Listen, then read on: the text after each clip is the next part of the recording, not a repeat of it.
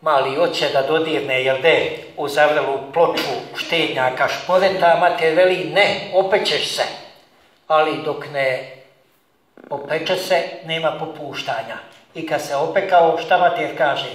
Jesam li ti govorila? Danas u Evanđelju imamo to, da Isus upravo to radi. Jesam li ma govorio, samo me niste slušali, da će sve to biti tako, tako, tako. Isto vridi i za nas.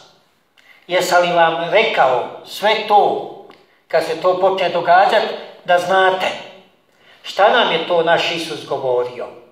Počnimo redom od onoga najbitnijega, da će doći u slavi i suditi svakom po djelima njegovim, da će svak sam sebe ili spasiti ili osuditi, ovisi o tome vjeruje li ili ne vjeruje Isusovoj riječi.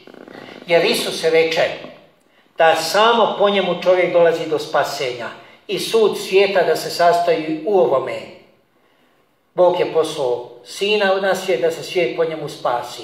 Ko odbacuje Sina, odbacuje Boga, samim tim potpisuje sebi smrt. Ko prihvaća Sina, prihvaća Oca, samim tim spašava se.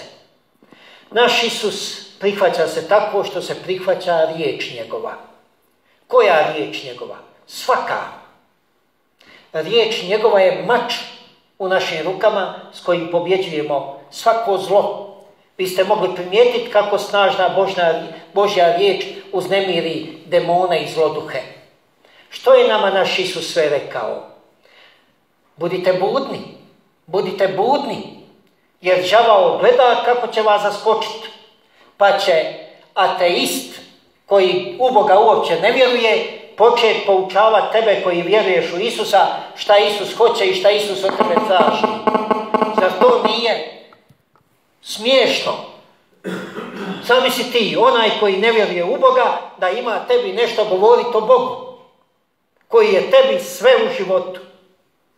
Ovdje danas, možda niste zamijetili, u prvom čitanju i u Evanđelju, propovjedat će se Evanđelje na obraćenje i otpuštenje grijeha. U čitanju, šta nam Petar kaže? Obratite se, u neznanju ste to učinili, pokajte se, da bi vam Bog mogao grijehe oprostiti.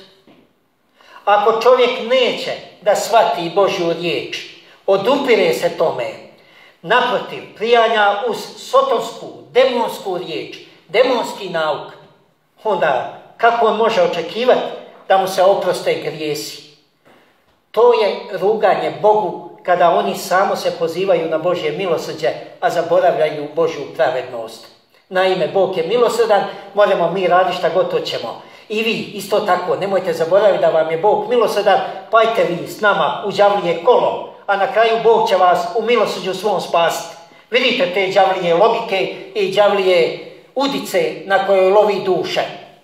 Ali duša Božja svaka zna Boga i riječ njegovu se ne odbacuje od sebe.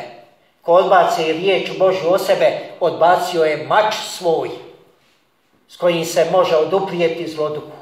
Čim si odbacio mač, ti si razoružan. Pa što kaže Isus, ako je domaćin razoružan, lako će lopov ući u posjed njegov.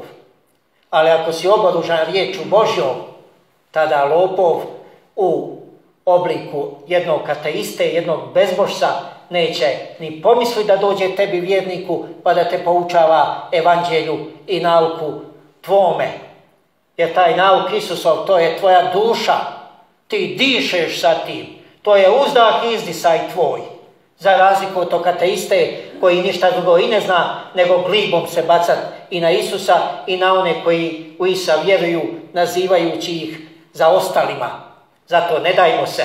Držimo se riječi Kristove i ta riječ Kristova, jasno, naša je baština. A ta je riječ da će on doći vladat i živima i mrtvima. I pogledajte, baš to uskrsli kad se ukazuje. Jeste li vidjeli kako se ukazuje? Kao što je Lazara uskrisio i Lazar nastavio živjeti ko da nije ni umro. Tako je on uskrišen, nastavio živi s apostolima, poučavati 40 dana. Tek 40. dan on ulazi u svoju slavu. 50. poslaće Duha Svetoga. S tim pokazuje da je gospodar i života i smrti. To je naš gospodar. Mi smo s njim sugospodari, subaštenici. I kakav to može biti vjernik da bi bio uz ovakvog gospodara jedan obični kukavica, plašljivac, koji će se podrediti ateističkoj čizmi i ateističkim zakonima i propisima i nauku. To samo može netko koji nikada s Kristom nije srastao u zajedništvo. Mi smo Kristovo zajedništvo, Kristova zajednica, on je među nama. Neka boravi s nama, nek nas vodi u slavu svoju dovede i slava našem uskrslom Spasitelju.